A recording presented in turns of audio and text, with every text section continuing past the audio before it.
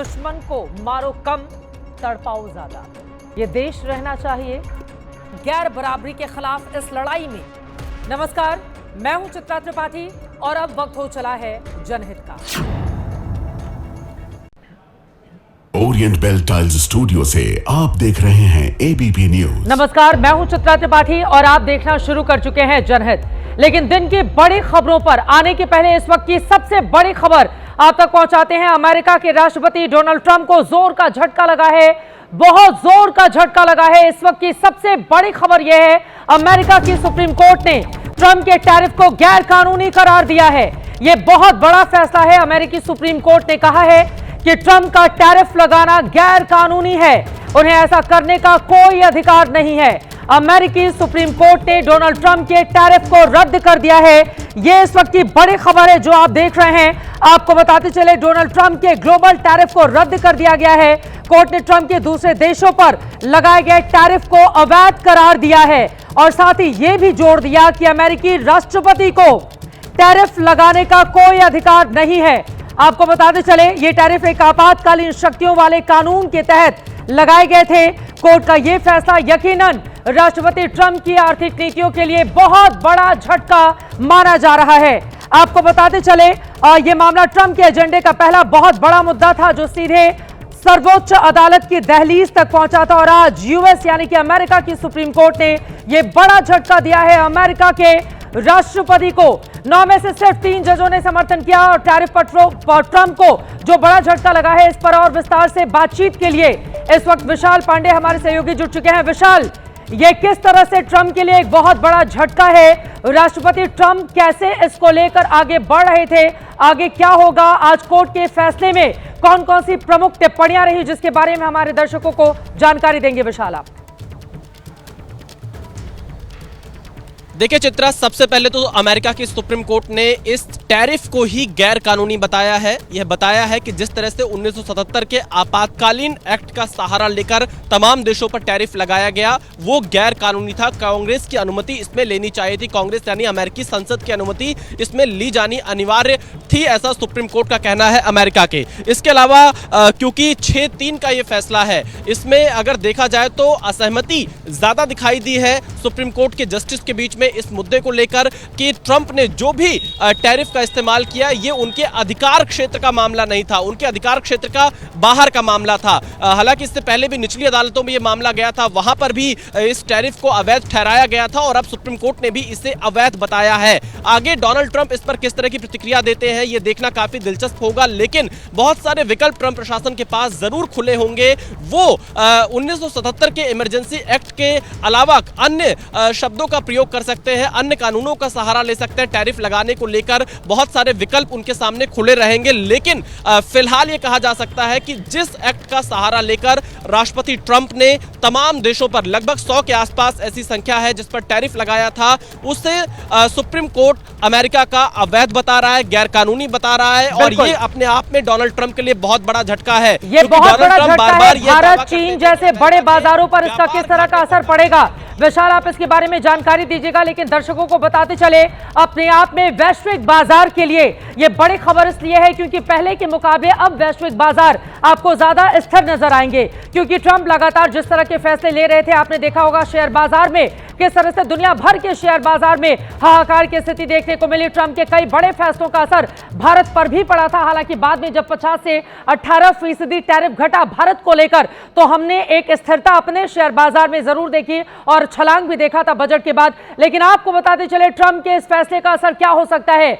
दुनिया भर के जो बड़े बाजार है वहां पर एक स्थिरता देखने को मिलेगी। शेयर बाजार में एक बूम की स्थिति बन सकती है। इसके साथ ही साथ जो दूसरे देशों पर टैरिफ ट्रंप की ओर से लगाया गया था, आपको बताते चले, वहां पर अब फिलहाल उन तमाम देशों को राहत मिलेगी और अब अमेरिका में दूसरे देश आराम से सस्ते दर पर, मतलब अपना फायदा ले सकते हैं और वहां पर सामान बेच सकते हैं। जल्दी से एक छोटा सा जवाब और ले लेती हूं विशाल से। विशाल, अपने आप में ये बहुत बड़ी खबर है। अब जरा ये भी बता दीजिए, भारत के संदर्भ में अगर हम इसको देखें तो किस तरह का असर आगामी दिनों में देखने को मिल सकता है? छोटा सा जवाब विशाल। भारत के संदर्भ में देखें तो भारत पर जो 25% का अतिरिक्त शुल्क लगाया गया था वो हटाया गया है और इसके अलावा जो 25% का टैरिफ था उसे भी 18% करने का ऐलान किया गया है। तो भारत के लिहाज से देखा जाए तो भारत को राहत बहुत पहले ही मिल चुकी है, लेकिन राष्ट्रपति ट्रंप के लिए यह बहुत बड़ी चुनौती होगी। वो आखिरकार सुप्रीम कोर्ट के इस फैसले के बाद किस तरह से अन्य देशों पर टैरिफ लगा पाएंगे। हालांकि उनके जो तमाम सलाहकार रहे हैं वो दलील देते रहे कि कोई और रास्ता ट्रंप प्रशासन अपना सकता है, लेकिन व्यापार के घाटे को ट्रंप प्रशासन मंजूर नहीं करेगा।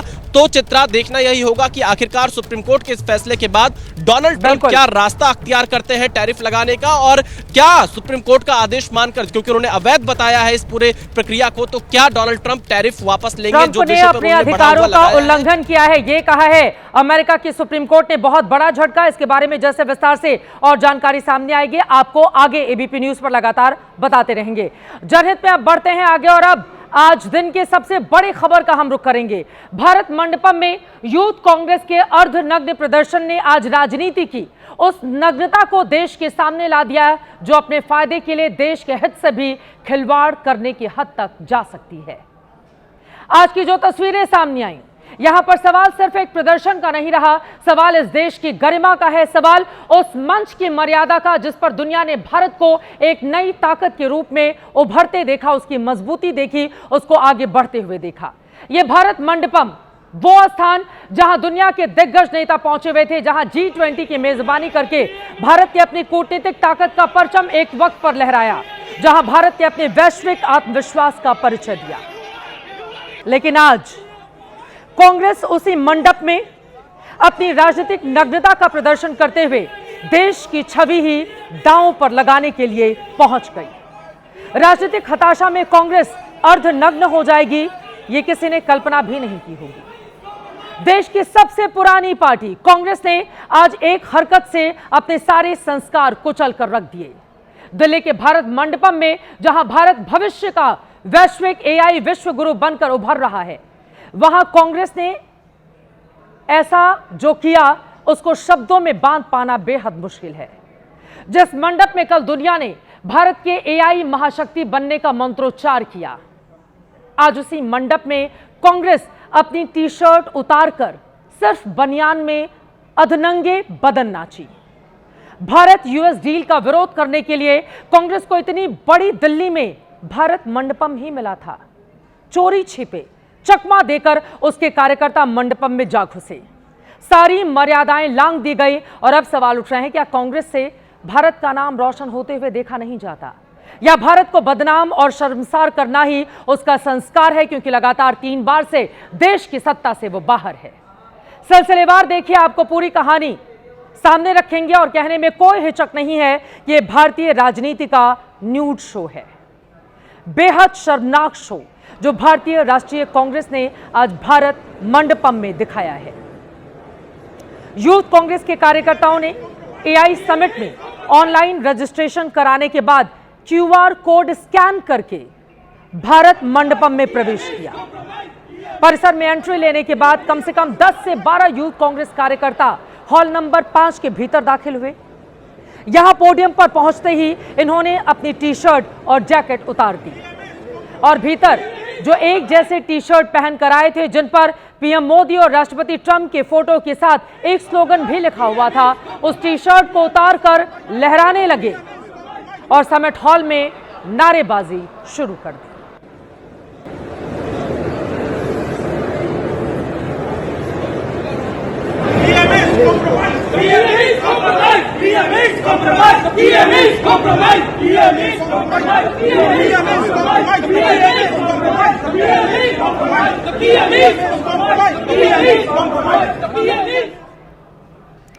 जिस एआई समिट में पूरे दुनिया की निगाह टिकी है, वहां पर ऐसा अर्ध नग्न प्रदर्शन। अब जरा दूसरा वीडियो देखिए, जब अधनंगे बदन इन यूथ कांग्रेस कार्यकर्ताओं ने पूरे हॉल का चक्कर लगाना शुरू कर दिया। कम से कम 100 देशों के डेलीगेट्स एआई इंपैक्ट समिट में आए हुए हैं। वो भी समझ नहीं पा रहे थे कि ये ट्रेड डील के खिलाफ प्रदर्शन इस समिट में क्यों हो रहा है और ये प्रदर्शनकारी कौन हैं। हॉल का चक्कर लगाने के बाद यूथ कांग्रेस वर्कर्स एक बार फिर पोडियम पर आकर खड़े हो जाते हैं। यहां पर फिर से नारेबाजी शुरू की गई। लेकिन इन तस्वीरों को अगर आप गौर से देखेंगे तो पाएंगे यहां पर कुछ वॉलंटियर्स ने उन्हें रोकने की कोशिश की, उनके हाथ से टी शर्ट छीनने की भी कोशिश की। इतने बड़े कार्यक्रम में पुलिस भी पहुंची, इन सबके टी शर्ट जब्त किए गए। अब जरा चौथी पिक्चर आपके सामने रखते हैं। टी शर्ट छीनने के बाद भी जब पुलिस यूथ कांग्रेस के कार्यकर्ताओं को ले जा रही थी, तब भी बाहर जाते हुए ये प्रधानमंत्री नरेंद्र मोदी के खिलाफ नारेबाजी कर रहे थे। और ये भारत मंडपम में यूथ कांग्रेस के नंगे नाच का 5वां सीन है, जब पुलिस इन्हें हॉल से बाहर ले गई और उसके बाद इन्हें हिरासत में लेकर थाने के लिए पुलिसकर्मी रवाना हुए। सवाल कांग्रेस के लोकतांत्रिक अधिकारों पर नहीं है। संविधान उसे पूरा हक देता है विरोध जताने का, विरोध प्रदर्शन करने का, पोस्टर बैनर लहराने का, नारे भी लगाने का। सवाल है विरोध की जगह जंतर मंतर क्यों नहीं, भारत मंडपम ही क्यों। अब जरा दो तस्वीरें देखिए, एक गर्व की है और दूसरी शर्म की है। कल भारत मंडपम में जहां पीएम मोदी के साथ दुनिया के लीडर्स की मौजूदगी थी, दुनिया के टेक और एआई लीडर मौजूद रहे, जिनके बीच प्रधानमंत्री मोदी ने दुनिया को 3 एआई मंत्र दिए थे। आज उसी भारत मंडपम में यूथ कांग्रेस के कार्यकर्ता भारत को शर्मिंदा करते हुए नजर आए। जहां कल ब्रांड इंडिया चमक रहा था, जो हिंदुस्तान को गर्व से भर रहा था, आज वहीं कांग्रेस के लोग राष्ट्रीय शर्मिंदगी पैदा करने पहुंचे हुए थे। इसीलिए इन तस्वीरों को देखकर कांग्रेस की नीयत पर सवाल खड़े हो रहे हैं। क्या कांग्रेस भारत की बदनामी की ब्रांड एम्बेसडर बन रही है? कांग्रेस ने ट्रेड डील विरोध के लिए भारत मंडपम को ही क्यों चुना? क्या एआई में भारत की वैश्विक प्रशंसा कांग्रेस पार्टी को बर्दाश्त नहीं हो रही? कांग्रेस का प्रदर्शन देश की बदनामी का सुनियोजित प्रयास था। क्या कांग्रेस पर मोदी विरोध में देश विरोधी होने की छाप सही है? कांग्रेस के न्यूज शो की अब जरा टाइमिंग भी देखिए। दोपहर 12:24 पर राहुल गांधी ने यूएस ट्रेड डील को लेकर सोशल मीडिया एक्स पर एक पोस्ट किया। आरोप दोहराए कि पीएम मोदी ने अमेरिकी दबाव में डील की है। और ठीक उसी वक्त भारत मंडपम में यूथ कांग्रेस के कार्यकर्ताओं ने एआई वर्ल्ड और दुनिया की मीडिया के सामने भारत की छवि डेंट करने वाला अधनंगा प्रदर्शन शुरू कर दिया।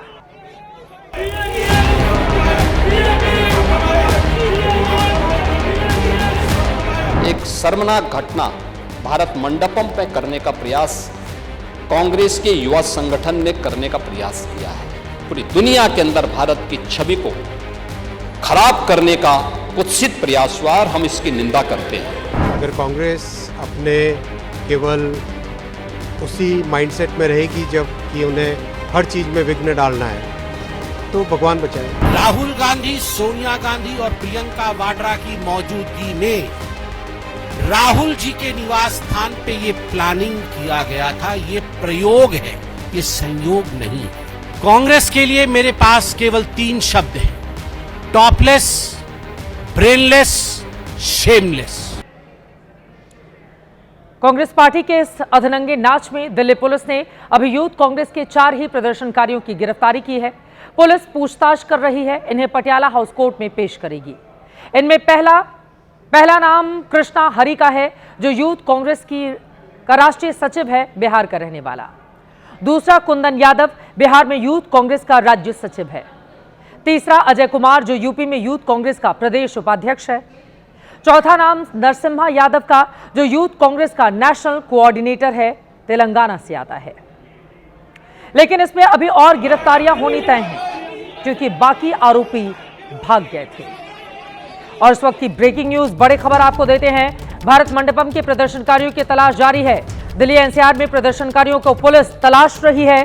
भारत मंडपम में यूथ कांग्रेस से 10 से 12 प्रदर्शनकारी शामिल थे।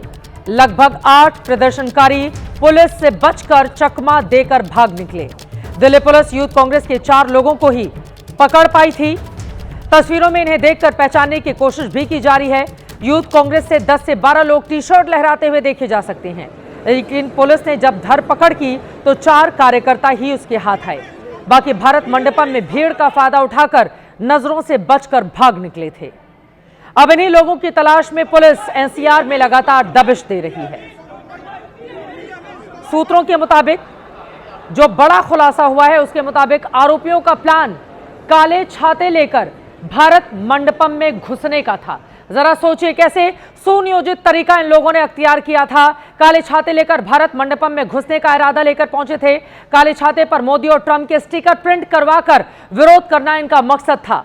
चेकिंग में पकड़े जाने के डर से काला छाता ले जाने का प्लान इन लोगों की ओर से कैंसिल कर दिया गया। इसके बाद टी शर्ट पर स्टिकर प्रिंट कराने का प्लान फाइनल किया गया। यह तय किया गया कि सब जैकेट स्वेटर के अंदर टी शर्ट पहनकर भीतर प्रवेश करेंगे और इसमें वो कामयाब भी रहे। एक सुनियोजित तरीके से इन्होंने पहले QR कोड बनाए मेटी की वेबसाइट पे अंदर आने के लिए। उसके बाद में इकट्ठे होकर ये अंदर आए। जो टी शर्ट इन्होंने डिस्प्ले किया है वो डिस्प्ले शर्ट और स्वेटर के नीचे छुपा रखा था। अंदर आके हॉल नंबर 5 की लॉबी में इन्होंने शर्ट स्वेटर उतार के अपनी टी शर्ट को निकाला और उस टी शर्ट को डिस्प्ले किया। ये प्रोटेस्ट किया इन्होंने। इनके लिए 4 लोगों को हमने डिटेन कर लिया है और बाकी की पहचान कर रहे हैं और एक स्ट्रॉन्ग लीगल एक्शन के लिया जाएगा। सर, जिस तरीके से ये अंदर घुसे तो कहीं ना कहीं ऐसा लग रहा है कि बिल्कुल प्री प्लान तरीके से गए थे और उसमें जो वीडियो सामने है उसमें और लोग भी दिखाई दे रहे हैं।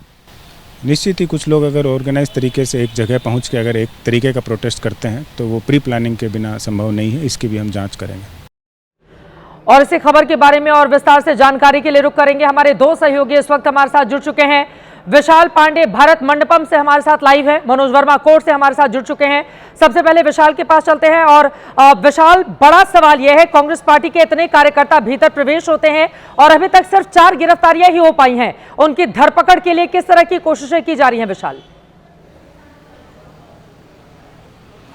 चित्रा, देखिए दिल्ली पुलिस लगातार उनके ट्रेल को पहचानने की कोशिश कर रही है कि उन्होंने कहां पर प्लानिंग की और कहां से प्लानिंग करके कितने लोगों के साथ वो संपर्क में थे और कितने लोगों के साथ वो इस भारत मंडपम में प्रवेश कर चुके थे। क्योंकि उनकी संख्या ज्यादा थी। 4 पदाधिकारियों की गिरफ्तारी हुई है जो यूथ कांग्रेस से जुड़े हुए हैं। उत्तर प्रदेश, तेलंगाना, बिहार और दिल्ली के जो पदाधिकारी हैं उन 4 की गिरफ्तारी अब तक हो चुकी है और बाकियों की तलाश लगातार जारी है। पता यह चला है कि बाकायदा वो रजिस्टर करके QR कोड का इस्तेमाल करके वो भारत मंडपम के हॉल नंबर 5 में जाते हैं जहां पर अलग अलग स्टॉल लगे रहते हैं और स्वेटर जैकेट ऊपर डाले रहते हैं। नीचे वो टी शर्ट पहनते हैं जिसमें प्रधानमंत्री और राष्ट्रपति ट्रंप की फोटो और एक नारा उस पर लिखा होता है। जब वो हॉल नंबर 5 के अंदर पहुंचते हैं स्वेटर और जैकेट को हटा देते हैं, उस टी शर्ट को निकालकर लहराने लगते हैं और नारेबाजी करते हैं। ये कहीं ना कहीं बहुत शर्मनाक स्थिति आज देखी गई है भारत मंडपम में। ऐसा करके कांग्रेस पार्टी ने क्या संदेश दिया है ये तो उनसे बेहतर कोई नहीं जान पाएगा, लेकिन सवाल लगातार उठ रहे हैं कि जो कुछ आज हुआ कम से कम भारत मंडपम में ये कार्यकर्ता देश विरोधी कार्यकलाप में अंजाम लिप्त नजर आए और इनमें से अभी सिर्फ 4 की गिरफ्तारी हुई है। मनोज वर्मा का रुख कर लेते हैं। डीसीपी दफ्तर से इस वक्त हमारे साथ मनोज जुड़ चुके हैं, लेकिन उसके पहले जल्दी से अपने दर्शकों को बताते चले दिल्ली पुलिस इस प्रदर्शन को लेकर जिन सवालों के जरिए जांच की दिशा को आगे बढ़ा रही है, दरअसल वो सवाल हैं क्या? प्रदर्शनकारी मंडपम तक, भारत मंडपम तक आखिर कैसे पहुंचे? प्रदर्शन से पहले वो कहां पर रुके हुए थे? प्रदर्शन करने वाले दिल्ली कब पहुंचे? अगर गाड़ियों से आए तो फिर गाड़ियां किसकी थीं? हंगामा करने से पहले मोबाइल पर किन किन लोगों से उन लोगों ने बातचीत की? जो टी शर्ट पहनकर ये भीतर दाखिल हुए वो दिल्ली में प्रिंट हुई या दिल्ली के बाहर? टी शर्ट प्रिंट कराने के पैसे किसने दिए? काली छतरी वाला प्लान किसका था? योजना खुद की थी या किसी के कहने पर तैयार किया गया? ये तमाम वो सवाल हैं जिनके जवाब का इंतजार है, लेकिन आज देश के लिए राष्ट्रीय शर्म का विषय कांग्रेस पार्टी के यूथ कार्यकर्ताओं की ओर से पेश किया गया है। मनोज वर्मा हमारे साथ जुड़े हुए हैं। मनोज, बड़ा सवाल यही है, 4 पकड़े गए, बाकी भाग गए। दिल्ली पुलिस भी क्या करती रही अगर भीड़ का फायदा उठाकर इस तरह का हंगामा करने के बाद वहां पर यूथ कांग्रेस के कार्यकर्ता फरार हो जाते हैं? लेकिन इन 4 की कोर्ट में पेशी कब कराई जाएगी और अभी तक की पूछताछ में क्या बड़ी जानकारी निकलकर सामने आई है मनोज? जी बिल्कुल, देखिए आपको बताना चाहूँगा कि चारों को अब से थोड़ी ही देर बाद अदालत में ड्यूटी मजिस्ट्रेट के सामने पेश किया जाएगा, क्योंकि इस वक्त ड्यूटी मजिस्ट्रेट ही मौजूद है, वहाँ पर पेश किया जाएगा। और अब ये देखना होगा कि पुलिस रिमांड की मांग करती है या नहीं, क्योंकि ड्यूटी मजिस्ट्रेट के सामने पेश किया जाएगा। हालांकि पुलिस रिमांड की मांग ज़रूर करेगी, क्योंकि तमाम ऐसे सवाल हैं जिनके जवाब अभी पुलिस को तलाशने हैं। हालांकि शुरुआती इन्वेस्टिगेशन में पुलिस ने ये ज़रूर साफ कर दिया है कि बिल्कुल प्री प्लान तरीके से इस पूरे प्रोटेस्ट को किया गया था, क्योंकि QR कोड 16 और 17 तारीख को जनरेट किए गए थे, यानी कि पहले से प्लानिंग कर ली गई थी और उसके बाद टी-शर्ट भी कहीं प्रिंट कराई गई और एक पूरे प्री प्लान तरीके से सभी प्रदर्शनकारी अंदर घुसे थे। 4 अभी फिलहाल गिरफ्तार हुए हैं, जो बाकी 7 लोग अभी दिल्ली पुलिस की तरफ से फरार बताए जा रहे हैं। उनकी तलाश में अलग अलग टीमें बनाई गई हैं। पुलिस ने उनकी वीडियो के जरिए पहचान तो कर ली है, लेकिन उन सभी के फ़ोन जो है अभी बन जा रहे हैं, तो टेक्निकल सर्विलांस के जरिए और मैनुअल सर्विलांस के जरिए अब उनकी तलाश की जा रही है। पुलिस का ये कहना है कि एक स्ट्रॉन्ग मैसेज जो है वो इस पूरे मामले में दिया जाएगा कि किस तरीके से प्रदर्शन किया। FIR तिलक मार्ग पुलिस स्टेशन के अंदर दर्ज कर ली गई है, जिसके अंदर आपराधिक साजिश रचना, सरकारी कर्मचारी को चोट पहुंचाना, इसके अलावा कॉमन इंटेंशन, एक जगह पर भीड़ बना करके इकट्ठे होना, तो तमाम धाराओं में FIR दर्ज की गई है। अब ये देखना होगा कि अदालत का आज क्या फैसला रहता है, क्या रिमांड मिलती है या नहीं मिलती है। अगर रिमांड मिलती है तो आगे और इस पूरे मामले में जांच में खुलासा होगा कि आखिरकार किसके कहने पर ये साजिश के तहत ये पहुंचे थे। विदेश से आए हुए मेहमानों के लिए खतरनाक हो सकते थे, खतरा पैदा कर सकते थे। सुनियोजित साजिश के जरिए ये पहुंचे हुए थे भारत मंडपम। जरा सोचिए आज देश इनकी वजह से कितना शर्मसार हुआ है। भारत मंडपम में जो AI इम्पैक्ट समिट चल रहा है वो मोदी सरकार का नहीं, ये देश का समिट है। सरकार आयोजक है। इस समिट से जो कुछ कमाया है वो सरकार ने नहीं, बल्कि भारत ने, हिंदुस्तान ने, इंडिया ने कमाया है। हम चाहेंगे कि ये आंकड़ा आपको जरूर नोट करना चाहिए। इंडिया AI इम्पैक्ट समिट में 5 दिन में 5 लाख विजिटर्स शामिल हुए हैं। 2.5 लाख छात्रों के इसमें आने का गिनीज वर्ल्ड रिकॉर्ड भी बना है। AI में 22,74,000 करोड़ रुपए निवेश के प्रस्ताव भी आए। अनुमान है इससे AI में 20 लाख रोजगार के अवसर पैदा होंगे। दुनिया AI की तरफ जा रही है, भारत इसमें भाग्य और भविष्य दोनों ही देख रहा है। AI वैश्विक गुरु के तौर पर लीड कर रहा है, तो क्या यह देश का काम नहीं है? कांग्रेस से यह क्यों नहीं पूछा जाएगा कि भारत मंडपम में अधनंगे डिस्टर्बेंस से उसने सरकार को डिस्टर्ब किया है या फिर देश को डिस्टर्ब किया, देश को शर्मसार करने का काम किया है। इंडिया AI इम्पैक्ट समिट से पहले 2023 में भी भारत में G20 जैसा बड़ा वैश्विक आयोजन हुआ था। G20 सम्मेलन में सभी सदस्य देशों समेत दुनिया के 40 से ज्यादा देशों और अंतर्राष्ट्रीय संगठनों के कद्दावर नेताओं और नुमाइंदों ने हिस्सा लिया था। यह आयोजन दुनिया के मानचित्र पर भारत की बढ़ती ताकत का एक बड़ा उदाहरण था।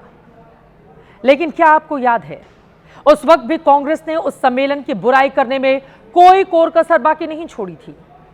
देश की ग्रैंड ओल्ड पार्टी ने भारत की मेजबानी में आयोजित G20 शिखर सम्मेलन के नारे एक पृथ्वी, एक परिवार और एक भविष्य पर सवाल उठाते हुए एक व्यक्ति, एक सरकार, एक पूंजीपति का आयोजन उसे करार दिया था। और तो और जिस वक्त दिल्ली में दुनिया भर के नेता पहुंचे हुए थे, उसी वक्त राहुल गांधी यूरोपीय देशों की यात्रा पर निकल गए थे। इस यात्रा के दौरान उनका मकसद वहां रह रहे भारतीय समुदाय से संपर्क करना और उनमें पैठ बढ़ाना था। इसमें कोई दिक्कत की बात नहीं। लेकिन क्या आपको याद है, बेल्जियम की राजधानी ब्रुसेल्स, जिसे यूरोप की राजधानी भी कहते हैं, वहां हमारे मौजूदा नेता विपक्ष ने क्या कहा था? जब दिल्ली में G20 सम्मेलन चल रहा था, तब राहुल गांधी यूरोप में बैठकर अपने ही देश के ऊपर अल्पसंख्यकों, दलितों और पिछड़ों पर हमले के आरोप लगा रहे थे। Discrimination and in violence in India, and there is a full-scale assault on the democratic institutions of our country. That everybody knows, and internally in India it's been commented on, and globally it's been commented on. Of course, minorities are under attack, but so are many other communities. Dalit communities, tribal communities, lower caste communities are also under attack. अब कांग्रेस के इस रवैये पर कुछ गंभीर सवाल भी पूछ लेते हैं। क्या कांग्रेस को देश की छवि की जरा सी भी परवाह नहीं है? क्या कांग्रेस देश और सरकार में फर्क करना भूल गई है? क्या कांग्रेस के लिए देशहित से बड़ा दलहित है? क्या कांग्रेस को आलोचना और आघात का अंतर नहीं पता? क्या कांग्रेस पार्टी मोदी विरोध में देश विरोधी हरकतें करने लगी है? बीजेपी अक्सर कहती है कि कांग्रेस मोदी विरोध में इतनी अंधी हो चुकी है कि वो अब देश विरोधी हो गई है। क्या वाकई भारतीय जनता पार्टी के इस आरोप में दम है कि कांग्रेस मोदी को गाली देते देते, मोदी का विरोध करते करते अब देश का विरोध करने लगी है? इस पर प्रधानमंत्री नरेंद्र मोदी ने क्या कहा था, वो भी आपको जरूर सुनना चाहिए। मोदी कुछ भी करे, ये उसका उल्टा कहेंगे, उल्टा करेंगे, चाहे इसमें देश का भारी नुकसान ही क्यों न हो। कांग्रेस के पास एक ही एजेंडा है, मोदी विरोध, घोर मोदी विरोध। मोदी के विरोध में ये ऐसी ऐसी बातें फैलाते हैं जिससे समाज बढ़ जाए। जब कोई पार्टी परिवारवाद के, वंशवाद के घोर कुचक्र में फंस जाती है तो उसके साथ ऐसा ही होता है। आज हर कोई कांग्रेस का साथ छोड़ रहा है, सिर्फ एक परिवार ही वहां दिखता है। ऐसी राजनीति युवा भारत को बिल्कुल प्रेरित नहीं करती। और अब आज का जनहित मंत्र, जीवन में कभी भी ना किसी को आनंद में वचन दें, ना क्रोध में उत्तर दें और ना ही दुख में आप कोई निर्णय लें। इसी के साथ जनहित में आज के लिए मुझे दीजिए इजाजत।